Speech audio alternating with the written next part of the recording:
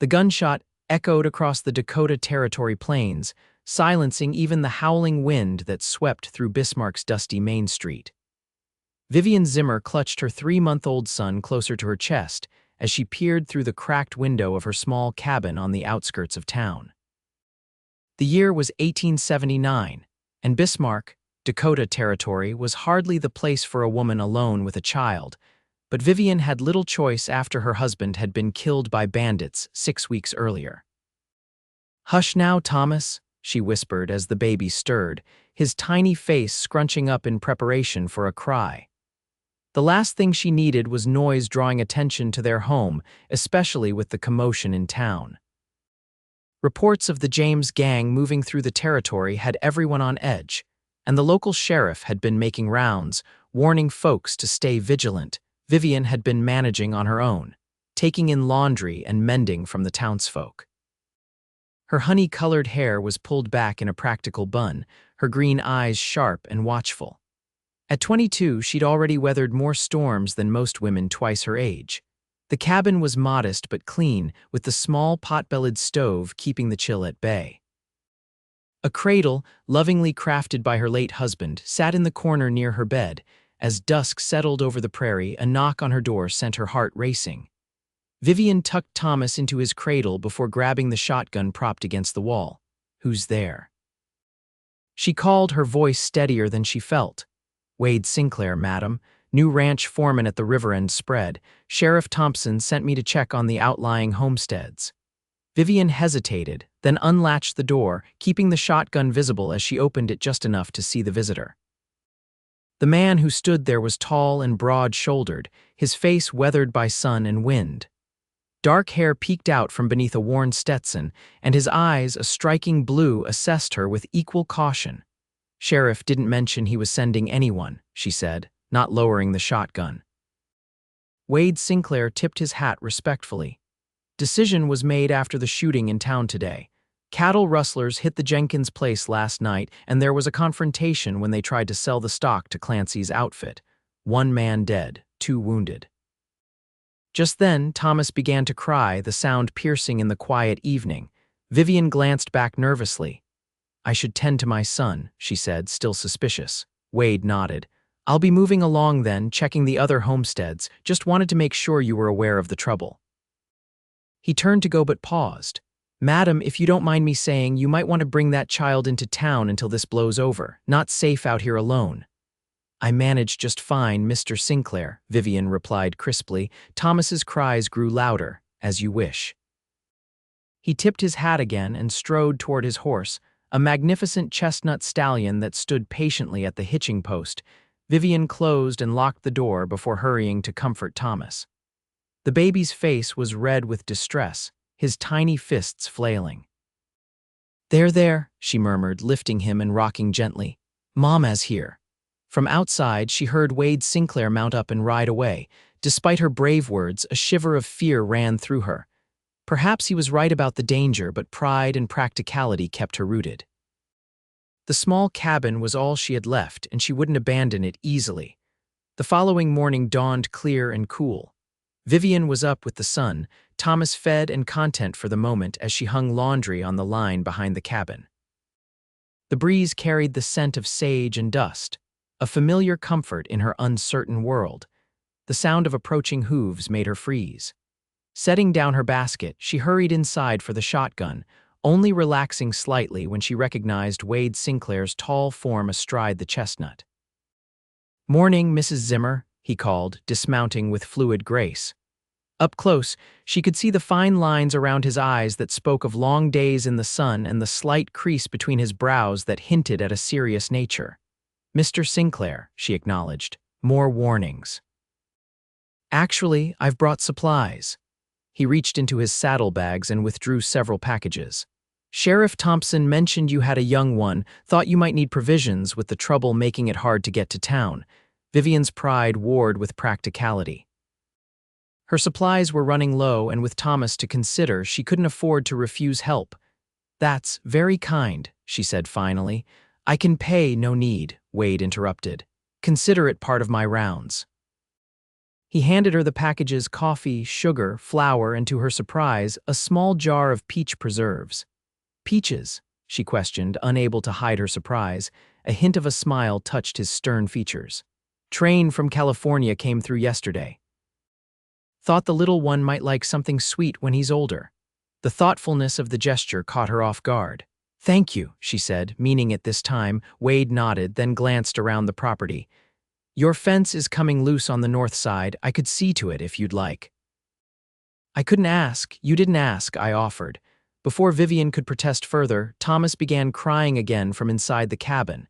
She excused herself and hurried in to find him red-faced and squalling in his cradle. Oh, my sweet boy, she crooned, lifting him. His cries continued, growing more insistent.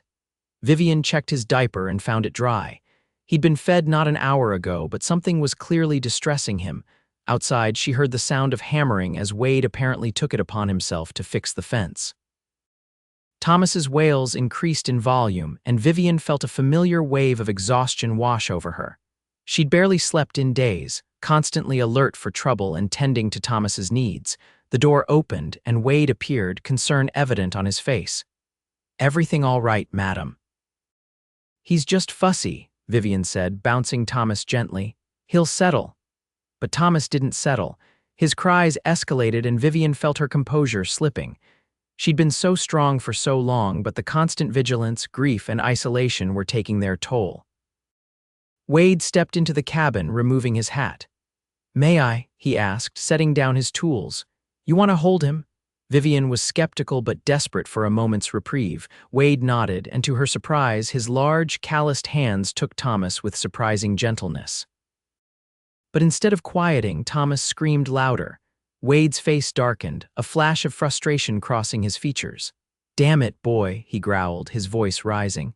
Give your mama a rest, Thomas responded with an even more piercing wail, and Wade's jaw clenched tight. Vivian could see his temper fraying, the tension in his shoulders, the hardness in his eyes. For an instant, she feared for her child's safety in those strong hands. He won't stop crying, Wade's voice rose, nearly a shout now. His face flushed with frustration, and Vivian saw something in his eyes, not just anger, but panic, as if the sound of the baby's cries was awakening something painful within him. Vivian stepped forward quickly, taking Thomas back. Give him to me, she said firmly, seeing the relief in Wade's eyes as he relinquished the child. She cradled Thomas close, turned slightly away from Wade, and whispered against the baby's soft hair, Rest a minute, my love. Rest a minute. Mama's here. To both their surprise, Thomas's cries began to subside, his little body relaxing against hers. Vivian continued to murmur soft reassurances, rocking gently from side to side. When she looked up, Wade had retreated to the doorway, his expression a complex mix of emotions: embarrassment, regret, and something deeper she couldn't name. I'm sorry, he said gruffly. I shouldn't have raised my voice. Vivian studied him, seeing the genuine remorse in his eyes. It happens, she said finally. Babies can be overwhelming. Wade's gaze dropped to the floor. I should finish the fence. He turned to go, but Vivian called after him, Mr. Sinclair. When he paused, she added, There's coffee on the stove if you'd like a cup when you're done. Something like gratitude flickered across his face before he nodded and disappeared outside. Vivian looked down at Thomas, now peaceful in her arms, and wondered what ghosts had prompted Wade Sinclair's uncharacteristic loss of control. Later, as they sat at her small table with steaming cups of coffee between them, an awkward silence stretched. Thomas was sleeping soundly in his cradle, exhausted from his earlier tantrum. I overstepped, Wade said finally. Won't happen again. Vivian studied him over the rim of her cup. You've been around children before, a shadow passed over his face. Had a son once, he would have been 5 this year. The simple statement contained volumes of pain. Vivian felt a surge of compassion. I'm sorry, what happened, if you don't mind my asking? Wade's hands tightened around his cup. Fever took him and his mother 3 winters back. We were homesteading near Deadwood. I couldn't save them. Vivian reached across the table, briefly touching his hand. I lost my husband 6 weeks ago. Bandits attacked while he was bringing supplies back from town. Understanding passed between them the knowledge of what it meant to continue when part of your heart had been torn away. "How do you do it?" Wade asked quietly. "How do you keep going, all alone with a baby to care for?" Vivian looked toward the cradle where Thomas slept. "One day at a time, sometimes 1 hour at a time. Thomas needs me, so I don't have the luxury of giving up." Wade nodded, and for a moment his hard exterior softened. "You're braver than most men I know, Mrs. Zimmer." "Vivian," she said. "You can call me Vivian." "Wade," he returned with a slight smile. That moment marked a shift in their relationship, not friendship exactly, but a mutual recognition. In the days that followed, Wade made a point of riding by her cabin during his rounds. Sometimes he brought supplies or news from town. Other times he simply checked that all was well before continuing on. Vivian found herself looking forward to his visits, though she was careful not to show it too plainly. Pride and caution kept her reserved, but she couldn't deny the comfort his presence brought.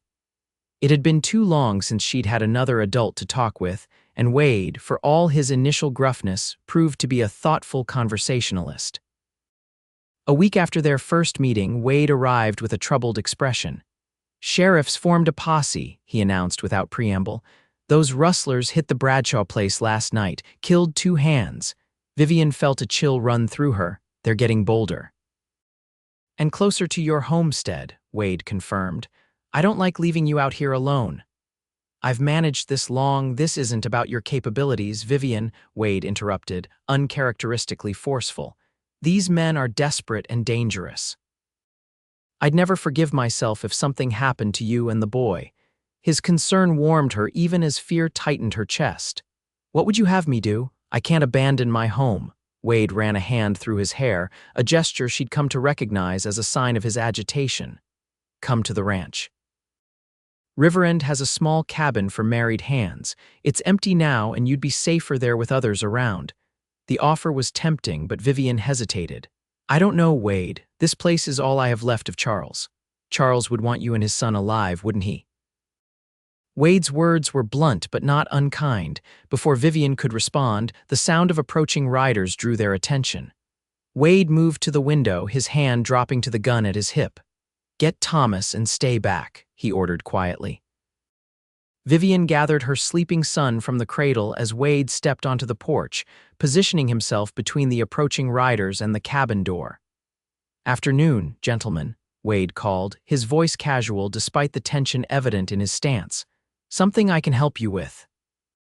3 riders approached rough-looking men with trail dust coating their clothes and hard eyes that assessed the property with too much interest. "Just passing through," the lead rider called back. "Looking for water for our horses. Creek's half a mile south," Wade replied. "You'll find better water there." The men exchanged glances, clearly weighing their options. Vivian peered through the window, her heart pounding. These weren't ordinary travelers the way they sat their horses, the calculating look in their eyes, the rifles prominently displayed in their saddle scabbards. These were the rustlers, she was certain of it. "Might be we'd prefer to water them here," the lead rider challenged. "Unless you're not feeling hospitable." Wade's posture didn't change, but Vivian could sense the dangerous edge in his voice when he answered. "Madam here has a young baby sleeping. Best not disturb them. Creek's not far, and there's good grazing there too." For a tense moment, it seemed the riders might press the issue. Then, with a nod from their leader, they wheeled their horses around. "Much obliged for the directions," the leader called, but the threat in his tone was unmistakable. Wade remained on the porch until the riders disappeared from view. When he returned inside, his expression was grim. "You're packing your things," he said flatly.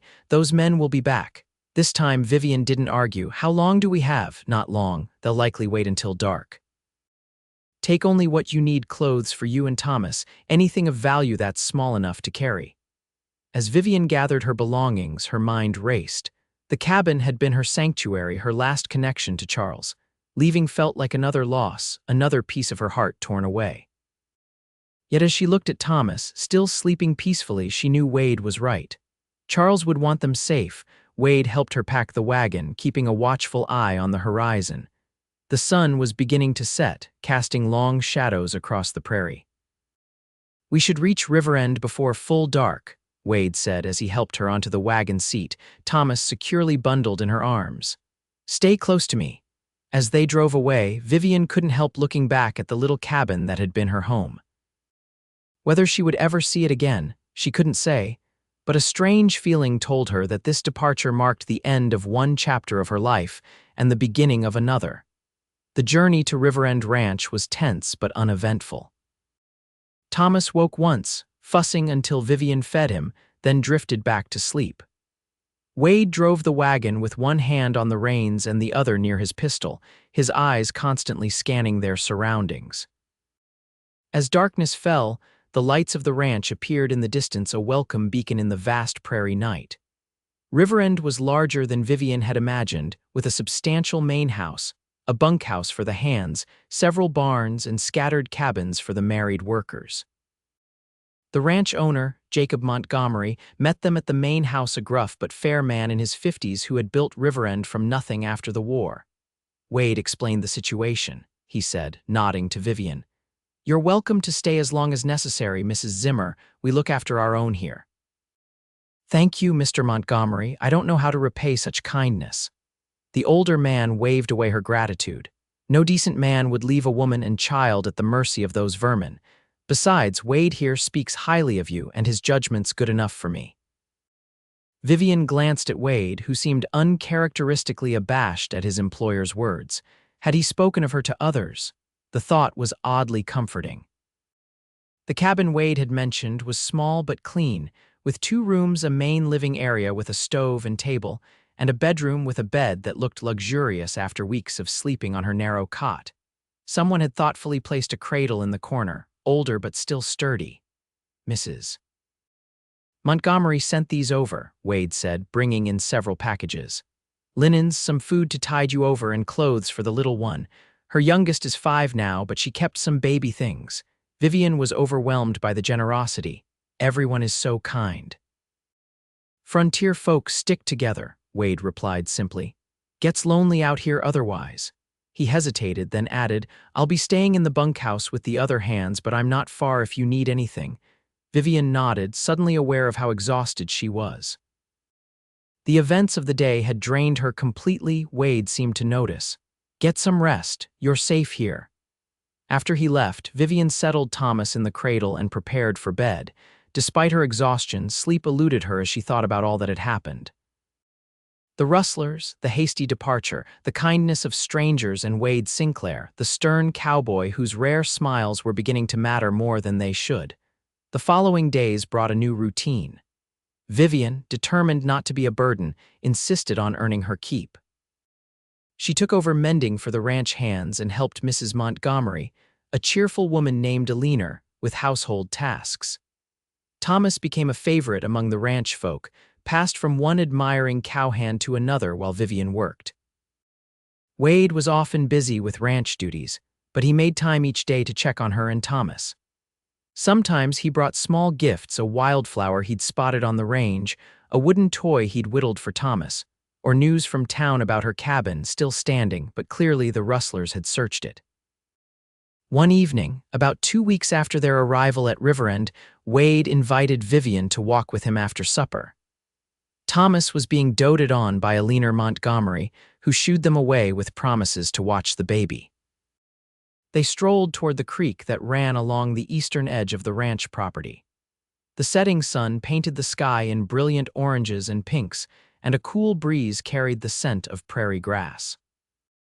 "Sheriff Thompson thinks they've tracked the rustlers to a hideout near the Montana border," Wade said. "A federal marshal is coming to lead the operation to capture them." "That's good news," Vivian replied, though she felt a strange uneasiness. If the danger passed, there would be no reason to stay at Riverend. She would be expected to return to her cabin. Wade seemed to read her thoughts. "You don't have to go back, to the cabin, I mean." Vivian looked up at him, surprised by the directness of his statement. "It's my home." "Is it?" Wade stopped walking, turning to face her. "Or is it just a place full of memories?" The question struck at something deep within her, a truth she'd been avoiding. "What else do I have, Wade? My husband is gone. That cabin and the land it sits on are all he left me." Wade's expression softened. "You have Thomas, and you have possibilities." Possibilities? Vivian echoed. Wade took a deep breath as if gathering courage. I care for you, Vivian, more than I thought I could care for anyone again after losing my family. And I know it's too soon, probably presumptuous of me even to mention it, but I thought you should know that if you wanted to stay at Riverend. There might be reasons beyond safety. Vivian's heart beat faster at his words. In the weeks since they'd met, Wade had become important to her in ways she hadn't allowed herself to acknowledge fully. His steadfast presence, his kindness to Thomas, the way his rare smiles transformed his serious face all had worked their way into her heart. I don't know what to say, she admitted finally. I didn't expect this. I'm not asking for anything now, Wade assured her quickly. Just wanted you to know that you have options, that you and Thomas aren't alone anymore unless you want to be. Vivian reached out, tentatively touching his hand. Thank you for that. I need time, but I'm not opposed to exploring those possibilities. The relief and hope in Wade's eyes made her breath catch. He gently squeezed her hand, then released it, maintaining the respectful distance he'd always kept. As they walked back toward the ranch, a new understanding existed between them, unspoken but real. Vivian felt both terrified and exhilarated by the prospect of opening her heart again, of risking the pain that came with caring deeply for someone in this harsh frontier world. Yet there was something undeniably right about Wade Sinclair, something that made her think perhaps Charles had sent him to her, in a way. The peaceful moment was shattered when they arrived back at the ranch to find it in uproar. Eleanor Montgomery rushed toward them, her face pale. The rustlers, she gasped. They've been spotted heading this way, Jacob's gathering the men. Wade's expression hardened instantly. How many? At least 8, maybe more. Ryder from the Hanson place brought word. They hit there an hour ago, killed Hanson and took his best stock. Wade turned to Vivian, his eyes intense. Get inside with Thomas and stay there, bar the door and windows. He pulled his revolver, checking it quickly. I have to help organize the defense. Fear clutched at Vivian's heart. Wade, I'll be careful, he promised, understanding her unspoken concern. Now go. Vivian hurried to the main house where Eleanor had left Thomas. The baby was awake and fussing, sensing the tension around him. Gathering him close, Vivian followed Eleanor's instructions, retreating to an inner room with several other women and children from the ranch. Jacob's been expecting trouble, Eleanor explained as she helped bar the heavy door. He sent most of the women and children to town yesterday after word came that the rustlers were moving south again. Why didn't you go? Vivian asked, bouncing Thomas gently to soothe him. Eleanor's face showed a mixture of fear and determination. My place is with Jacob. 30 years we've been married through war and peace. I won't leave him now. Vivian understood. Had Charles lived, she would have made the same choice. The wait was agonizing. From their shelter, they could hear the men positioning themselves around the ranch buildings. Occasionally, someone would report back the rustlers had been spotted approaching from the north. They were heavily armed. The federal marshal was still a day's ride away. As darkness fell, an eerie silence descended. Thomas had fallen asleep in Vivian's arms, but she remained vigilantly awake, straining to hear any sound that might indicate what was happening outside. The first gunshot shattered the silence like thunder. Then another, and another, until the night air was filled with the sounds of battle. Women gasped and children whimpered. Eleanor Montgomery moved among them, offering quiet reassurance. Though her own face was tight with worry, Vivian pressed a hand against her mouth to stifle her own cries of fear. Wade was out there, facing men who had already proven they had no qualms about killing. The thought of losing him, just when the possibility of a future together had been acknowledged, was unbearable. The gunfire continued for what seemed like hours but was probably only minutes. Then gradually it tapered off until silence reigned once more. The waiting resumed, more tense than before. Finally, a knock came at the door. Eleanor, it's Jacob, it's over. Eleanor rushed to unbar the door, flinging it open to reveal her husband, dust-covered and grim but unharmed. Behind him stood several ranch hands, some supporting injured comrades. The rustlers? Eleanor asked anxiously. 3 dead, 2 wounded and captured. The rest fled. Jacob's voice was weary. We lost Peterson and Rogers is badly wounded. Vivian scanned the faces of the men, her heart pounding. "Wade?" she asked, unable to keep the fear from her voice. "Where's Wade?" Jacob's expression softened with sympathy. "He took a bullet, Mrs. Zimmer. Doc Mason's with him now in the bunkhouse." The world seemed to tilt beneath Vivian's feet. Only Thomas's weight in her arms kept her grounded. "How bad?" "Shoulder wound. Lost blood, but Doc thinks he'll pull through if infection doesn't set in." Vivian looked down at Thomas, sleeping peacefully, unaware of the turmoil around him. "Can someone watch him? I need to see Wade." Eleanor stepped forward immediately. "Of course, dear. Go on." The bunkhouse was dimly lit, smelling of blood and whiskey. Doc Mason, a grizzled man with kind eyes, was just finishing bandaging Wade's shoulder when Vivian entered. Wade was conscious but pale, his shirt cut away to expose the wound. "Mrs. Zimmer," Doc Mason acknowledged. "Your timing's good. I was just telling our patient here that he needs someone to keep an eye on him tonight, make sure fever doesn't set in." Wade's eyes found hers, pain evident in them but also something warmer. "I told him I'd be fine on my own." "And I told him that's nonsense," Doc Mason retorted. "Bullet went clean through, but he's lost blood and the risk of infection is real." He turned to Vivian. "Can I count on you to check on him through the night? Cool compresses if he gets hot, water when he's awake, and come get me if anything seems wrong." "Of course," Vivian agreed immediately. Doc Mason nodded, satisfied. "Good, I need to check on Rogers now. I've left laudanum if the pain gets too bad, but use it sparingly." With that, he gathered his bag and departed. Alone with Wade, Vivian moved closer to the bunk where he lay.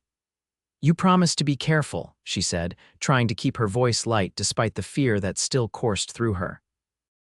"Careful is relative in a gunfight," Wade replied with a weak attempt at humor. "You shouldn't be here, Vivian, not proper. Propriety seems rather unimportant at the moment." She sat on the edge of the bunk, reaching out to brush a lock of hair from his forehead. "You could have died." "But I didn't," he pointed out. "Takes more than some rustler's bullet to keep me down." Vivian felt tears threatening and blinked them back. "Don't joke about it. I was so afraid when I didn't see you." Wade's good hand found hers, his grip warm and reassuring despite his weakened state. "I'm sorry for frightening you, but I'm glad you were worried." "Of course I was worried." The words burst from her with more emotion than she'd intended. "I care about you, Wade, more than I should, perhaps, but there it is." His eyes softened. "I feel the same, Vivian. Have since that first day at your cabin when you stood there with that shotgun looking like you'd use it if I took one step wrong." Despite everything, Vivian laughed. "I would have. I know, that's part of why I admire you so much." They fell silent, the simple touch of their hands saying more than words could express. Eventually, Wade's eyes began to droop, the strain of the day and his injury taking their toll. "Rest now," Vivian murmured. "I'll be right here," he nodded, his eyes closing. "Promise?" "Promise." Wade slept fitfully through the night. True to her word, Vivian remained by his side, applying cool compresses when he grew feverish and offering water during his brief periods of wakefulness. By morning, his fever had broken, and Doc Mason pronounced him on the mend, though complete recovery would take weeks. Word came that the federal marshal had arrived with a larger posse and captured the remaining rustlers. The threat that had loomed over the territory for months was finally eliminated, bringing a sense of relief to everyone at Riverend. As Wade recovered, Vivian divided her time between caring for Thomas and helping nurse Wade back to health. Their relationship deepened through those quiet hours of conversation and companionable silence. Wade told her of his childhood in Missouri, his time fighting in the war despite being barely 18, and his dreams of someday having his own ranch. Vivian shared stories of her life in Pennsylvania before coming west with Charles, her hopes for Thomas's future, and her own unrealized ambitions to be a teacher. By the time Wade was strong enough to resume light duties around the ranch, 3 weeks had passed. The question of Vivian's return to her cabin remained unresolved, though neither mentioned it directly. One evening, as summer began to transition into fall, Wade asked Vivian to accompany him on a short ride. Thomas, now nearly 4 months old and growing sturdy, was left in Eleanor's capable hands. They rode to a hilltop overlooking the ranch, where Wade spread a blanket for them to sit on. The view was spectacular rolling prairie stretching to distant mountains, golden in the late afternoon light. I used to come here to think when I first arrived at Riverend, Wade explained. After losing Sarah and little Joseph, I didn't think I'd ever find peace again. This place helped somehow, Vivian understood. The vastness of the landscape had a way of putting personal sorrows into perspective without diminishing them. I've been thinking a lot about what comes next, Wade continued after a moment. For me, for you and Thomas. Vivian's heart quickened. And what have you concluded? Wade turned to face her fully, his blue eyes serious but warm. That I don't want to be without you, either of you. He reached into his pocket and withdrew a small object, a ring, simple but lovely, with a modest pearl set in gold. This was my mother's. I've carried it since she passed, waiting for you, I suppose, though I didn't know it. Vivian gasped softly, tears springing to her eyes. I know it soon, Wade rushed on. And I know Charles's memory is still fresh. I'd never ask you to forget him. But I believe a person's heart has room for more than one love in a lifetime. Wade, let me finish, please. He took a deep breath. Vivian Zimmer, I love you. I love your strength and your kindness. I love the way you care for Thomas, the way you stood your ground with that shotgun, and the way you whisper to him when he's upset. I want to build a life with you, to help raise Thomas as my own, to have more children if you want them. I want to wake up beside you every morning and face whatever challenges come our way together. Tears were flowing freely down Vivian's cheeks now. Are you asking me to marry you, Wade Sinclair? I am, he confirmed, a hint of nervousness crossing his features. Probably too soon and in all the wrong ways, but yes, I'm asking. Will you? Vivian looked at the man before her, strong yet gentle, brave yet vulnerable. She thought of Charles, of the love they'd shared and the life cut tragically short. Would he want her to remain alone, clinging to his memory? No, she decided. Charles had loved life too much to wish that on her. Yes, she whispered, then more firmly, yes, I will marry you, Wade. The joy that transformed his face was breathtaking. He slipped the ring onto her finger, then cupped her face gently in his hands and kissed her, their first kiss, sweet and promising and perfect. When they parted, both were smiling through tears. I never thought I'd find love again, Wade murmured. After Sarah died, I was just existing.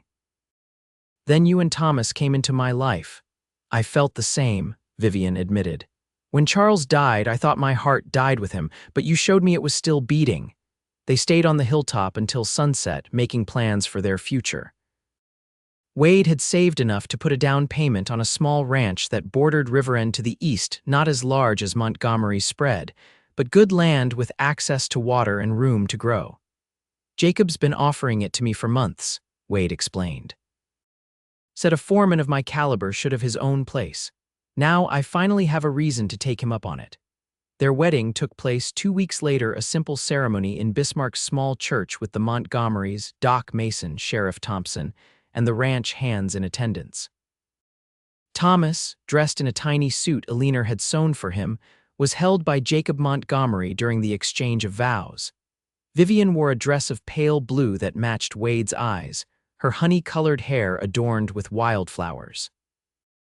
Wade, in his best clothes with his arm still in a sling, looked at her as if she were the most precious sight he'd ever beheld. I, Wade, take thee, Vivian, to be my lawfully wedded wife, he vowed, his voice steady and sure. To have and to hold from this day forward, for better, for worse, for richer, for poorer, in sickness and in health, to love and to cherish, till death do us part. When Vivian repeated the vows, her voice trembled with emotion but never faltered. The love she felt for this man who had come into her life so unexpectedly was real and deep, different from what she'd shared with Charles, but no less true. After the ceremony, there was a celebration at Riverend, food and music and dancing that lasted well into the night. Thomas was passed from one admiring guest to another, content and curious, unaware of the significance of the day, but somehow seeming to sense the joy surrounding him. As evening approached, Wade and Vivian slipped away to the cabin that had been Vivian's temporary home and would now serve as their residence until their own ranch was ready. Eleanor had decorated it with flowers and candles, transforming the simple space into something magical. Mrs. Sinclair, Wade said softly, testing the name as they stood in the doorway. Vivian smiled up at him. I like the sound of that. So do I. He swept her into his arms, mindful of his healing shoulder but determined to carry his bride over the threshold. That night, they discovered each other fully for the first time, tender, passionate, and ultimately profound in its connection. Afterward, lying in each other's arms, they spoke of dreams and fears, of hopes for the future and lessons from the past. I was so lost after Sarah and Joseph died, Wade confessed in the darkness. I blamed myself for not getting them to a doctor sooner, for not recognizing how serious the fever was until it was too late. Vivian stroked his cheek. It wasn't your fault. Sometimes death comes no matter what we do. I know that now, but for a long time I couldn't forgive myself. That's why I reacted so strongly when Thomas was crying that day. It reminded me of Joseph's cries during the fever, how helpless I felt. Vivian thought of how Wade had lost his temper that day and how she'd momentarily feared for Thomas's safety. Now, understanding the pain behind his reaction, her heart ached for him. You're a good man, Wade Sinclair, she murmured, and you'll be a wonderful father to Thomas. Wade's arms tightened around her. I promise you both that I'll do everything in my power to keep you safe and happy for as long as I live. The weeks that followed were busy with preparations for winter and for the move to their new ranch. Wade threw himself into readying the property, building corrals and repairing the small house that stood there. Vivian, with Thomas strapped to her back, helped where she could while also preparing for the coming cold months. By October, they were established in their new home. It was modest compared to the main house at Riverend, but solid and warm, with room for their family to grow. Wade had acquired a small herd of cattle and several good horses, the beginnings of what both hoped would someday be a prosperous ranch. Life settled into a rhythm, days filled with work and nights with conversation and love. Thomas thrived under their care, growing stronger and more curious by the day. He began to recognize Wade, reaching for him when he returned from working the land and giggling when Wade tossed him gently in the air. One evening in early December, as snow fell softly outside and a fire crackled in the hearth, Vivian watched Wade playing with Thomas on the floor. The baby was attempting to crawl, his determination evident in his scrunched-up face. He's got your stubborn streak, Wade commented with a grin. And your sense of adventure, Vivian countered, noting how Thomas seemed determined to reach Wade's hat on the far side of the room. Wade's expression grew thoughtful. Do you ever regret it? Marrying me so soon after Charles, taking on a new life? Vivian shook her head without hesitation. Not for a moment. Charles will always have a place in my heart, but loving you doesn't diminish that. It just proves that the heart can expand, Wade nodded, understanding in his eyes. I feel the same about Sarah. She gave me Joseph and taught me how to love. You've taught me how to love again, how to believe in the future. Just then, Thomas let out a cry of frustration as his arms gave way beneath him, his face scrunched up, tears threatening. Someone's tired, Vivian observed, moving to pick him up. Thomas's cries intensified, his little body rigid with exhaustion and disappointment. Wade watched as Vivian cradled the baby close, swaying gently. Rest a minute, my love, she whispered against Thomas's hair, just as she had that day in the cabin when Wade had lost his temper. Rest a minute. Mama and Papa are here. Wade's breath caught it being called Papa. It was the first time Vivian had used the term, though they had discussed that Thomas would know Wade as his father while also learning about Charles when he was older. Thomas's cries gradually subsided as Vivian continued her gentle swaying and murmuring. When the baby was calm again, she looked up to find Wade watching them with such love in his eyes that it made her heart ache. What? She asked softly. Just thinking about how lucky I am, Wade replied. How different my life would be if Sheriff Thompson hadn't asked me to check on the outlying homesteads that day. Vivian smiled. Perhaps it wasn't luck, perhaps it was meant to be. Later that night, after Thomas was asleep in his crib, Wade and Vivian sat before the fire, enjoying a rare moment of quiet togetherness. I have something to tell you, Vivian said, a hint of nervousness in her voice. Wade turned to her, instantly alert. What is it? Is something wrong? No, nothing's wrong. She took his hand, placing it gently on her stomach. But our family may be growing sooner than we planned. Understanding dawned on Wade's face, followed by wonder and joy. You're with child, are you certain? Vivian nodded. Doc Mason confirmed it yesterday when I went into town for supplies. He thinks the baby will come in early summer. Wade pulled her into his arms, laughing and crying all at once. A baby, our baby. Are you happy? Vivian asked, though his reaction had already answered the question. Happy doesn't begin to describe it, Wade declared. Overjoyed, blessed, terrified, all of those at once. Vivian understood perfectly. The prospect of bringing new life into their world was both exhilarating and daunting. I feel the same way, but we have each other this time. Neither of us is alone. Wade placed a gentle hand on her still flat stomach. Hello, little one, he whispered. Your mama and I can't wait to meet you, and your big brother Thomas is going to be so excited. As winter deepened, their preparations expanded to include those for the baby's arrival. Wade worked tirelessly to ensure their home was warm and secure against the Dakota Territory's harsh weather. Vivian sewed tiny garments in the evenings while Wade read aloud from one of the books they'd purchased on his last trip to Bismarck. Thomas continued to grow and develop, mastering crawling and pulling himself up on furniture.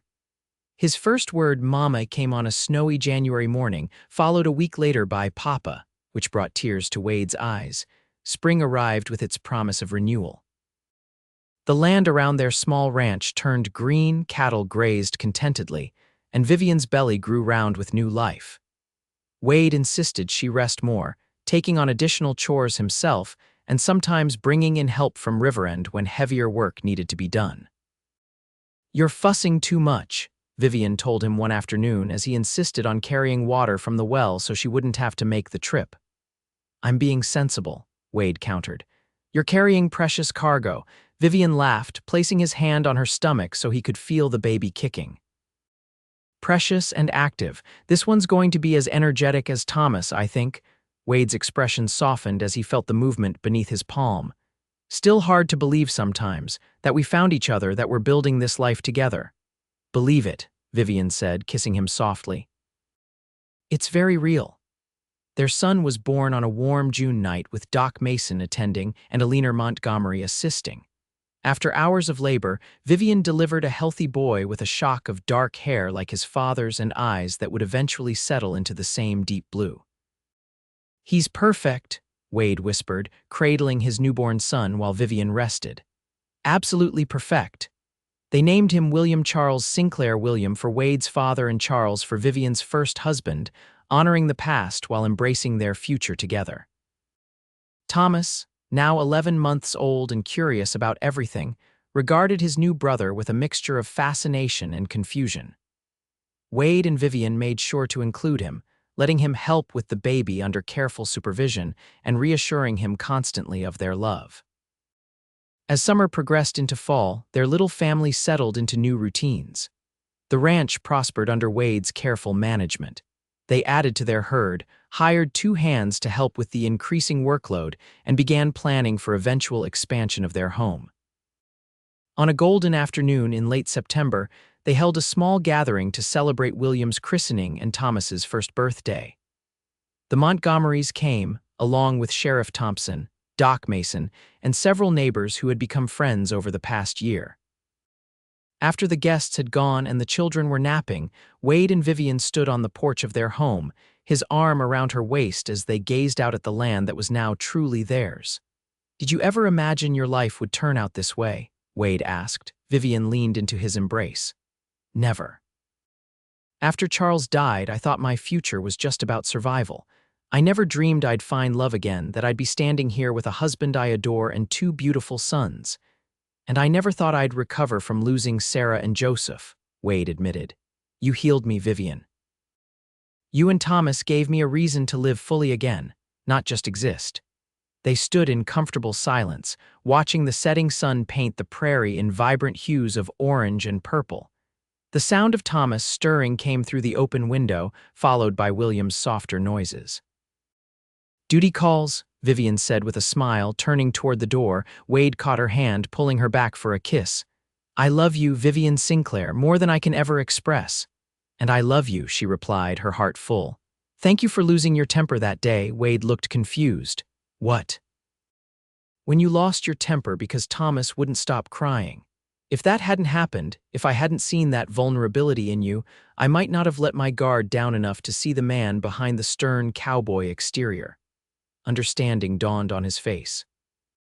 And if you hadn't whispered to him to rest a minute, I might not have seen the incredible mother and woman you are.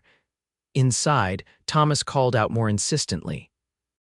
Wade and Vivian shared one more kiss before going in together to tend to their sons, grateful for the twists of fate that had brought them to this moment, a family bound by love that had emerged from loss, a future bright with promise on the Dakota Prairie. 5 years later, 1885, the sound of children's laughter floated across the expanded yard of the Sinclair Ranch. Thomas, now 6 years old, was teaching his brother William, 5, and their sister Catherine, 3, how to feed the chickens without frightening them into a frenzy. Vivian watched from the porch of their enlarged home, her hand resting on her swollen belly where their 4th child grew. The years had been kind. The ranch had prospered beyond their initial hopes, now encompassing 3 times the original acreage with a herd of cattle that was the envy of many in the territory. Wade had built a reputation as one of the most knowledgeable ranchers in the region, often consulted by newcomers on matters of breeding and land management. Vivian had fulfilled her dream of teaching, starting a small school on the ranch that served their children and those of their hands and nearest neighbors. Her days were full but satisfying, balancing her roles as mother, teacher, and ranch wife with a grace that never ceased to amaze Wade. "Penny for your thoughts," came Wade's voice as he climbed the porch steps, returning from checking the northern pasture. Vivian smiled up at her husband. The years had added a few streaks of silver to his dark hair and deepened the lines around his eyes, but to her, he was more handsome than ever. "Just counting my blessings," she replied as he bent to kiss her, "and wondering how I got so lucky." Wade sat beside her on the bench, his hand joining hers on her belly. "I ask myself the same question every day." He grinned as a strong kick met his palm. "This one's going to be a handful like his brother or her sister," Vivian countered. "Catherine kicks just as hard as the boys did." They watched as Thomas successfully demonstrated the proper way to scatter chicken feed, William copying his movements precisely while Catherine giggled at the birds' antics. "Thomas is so good with them," Wade observed. "Has your kindness and patience." "And your sense of responsibility," Vivian added. "Do you know what he asked me yesterday? If we could visit Charles's grave on our next trip to town so he could tell him about his family."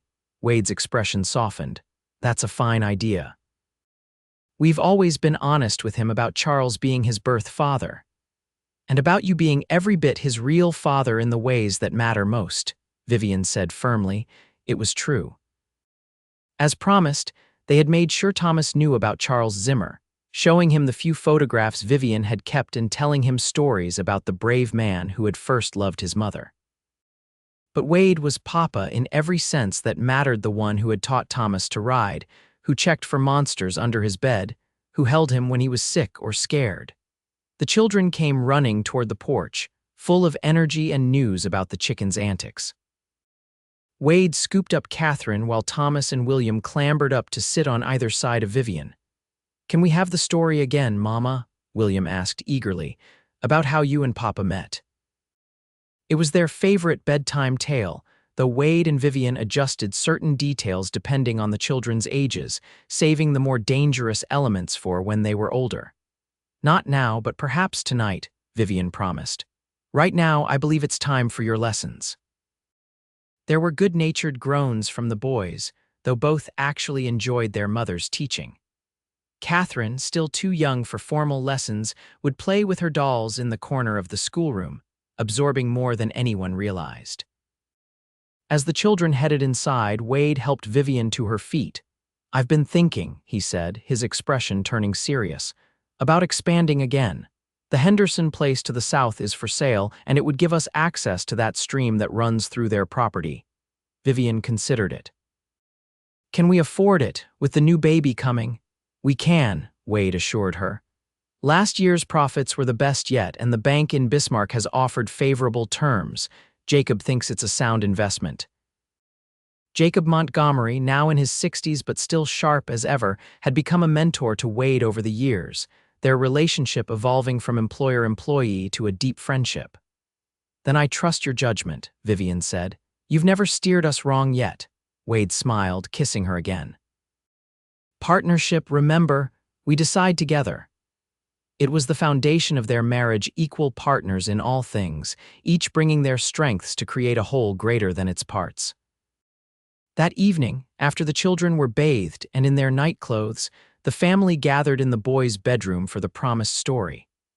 Wade sat in the rocking chair with Catherine on his lap, while Vivian perched on the edge of Thomas's bed with William snuggled beside her. "Tell it from the beginning," Thomas insisted, though he'd heard it countless times. Vivian exchanged a fond look with Wade before starting. "Well, it was 1879, and I was living in a small cabin outside Bismarck with baby Thomas, who was just 3 months old." As she wove the tale of a young widow struggling to survive, a stern cowboy who appeared on her doorstep, and how they gradually found love amid the dangers of frontier life, the children listened with rapt attention. Even Catherine, usually quick to fidget, sat still in her father's lap, her eyes wide. And then, Wade continued, taking up the story, Thomas began to cry and cry and cry. Nothing would soothe him. "And Papa got mad," William interjected with delight. This was his favorite part. Wade nodded, his expression sheepish. I lost my temper, which was very wrong of me. But Mama wasn't scared," Thomas said proudly. "No, I wasn't," Vivian confirmed. "I took Thomas in my arms and whispered, 'Rest a minute, my love, rest a minute, Mama's here,' and he stopped crying." Catherine exclaimed. "He did," Wade said, smiling at the memory. "And that's when I knew your Mama was the most amazing woman I'd ever met. Brave enough to stand up to me, gentle enough to calm a frightened baby, and wise enough to see past my gruff exterior to the man underneath." "What's exterior mean?" William asked. "It means the outside," Vivian explained. "Papa looked tough on the outside, but inside he had a kind heart." "Like a cactus," Thomas declared. "Prickly outside, soft inside," Wade laughed. "I suppose that's accurate enough." After finishing the story, ending with their wedding rather than the more complex details of the rustlers and Wade's injury, and answering the usual flurry of questions, they tucked the children into bed. Catherine had fallen asleep in Wade's arms and barely stirred as he placed her in her own small bed in the adjoining room. Later, in the privacy of their bedroom, Wade held Vivian close, his hand resting protectively over their unborn child. "Do you ever think about how different our lives would have been if we hadn't met that day?" he asked quietly. Vivian considered the question. "Sometimes. I might have returned to Pennsylvania, tried to make a life with my parents again. Or maybe I would have stayed and eventually married someone from town out of practicality rather than love. And I would probably still be Jacob's foreman, living alone in that bunkhouse, existing rather than living," Wade mused. "I'm glad that's not how our story went," Vivian said, turning to face him. Even after 6 years of marriage, the sight of him still made her heart beat faster. "So am I," Wade replied, his voice husky with emotion. "Every hardship we faced was worth it to get here, to this life we've built together." As they drifted toward sleep, wrapped in each other's arms, Vivian thought about the unexpected twists of fate that had brought them to this moment. The tragedy that had claimed Charles's life, the rustlers that had forced her from her cabin, the gunshot that had nearly taken Wade from her, all painful chapters in a story that had ultimately led to profound joy. Outside, the Dakota wind whispered across the prairie, carrying the promise of winter but also of spring to follow. Inside, the Sinclair family slept peacefully, secure in the love that had begun with a stern cowboy, a crying baby, and a whispered, "Rest a minute" words that had marked the beginning of their extraordinary journey together.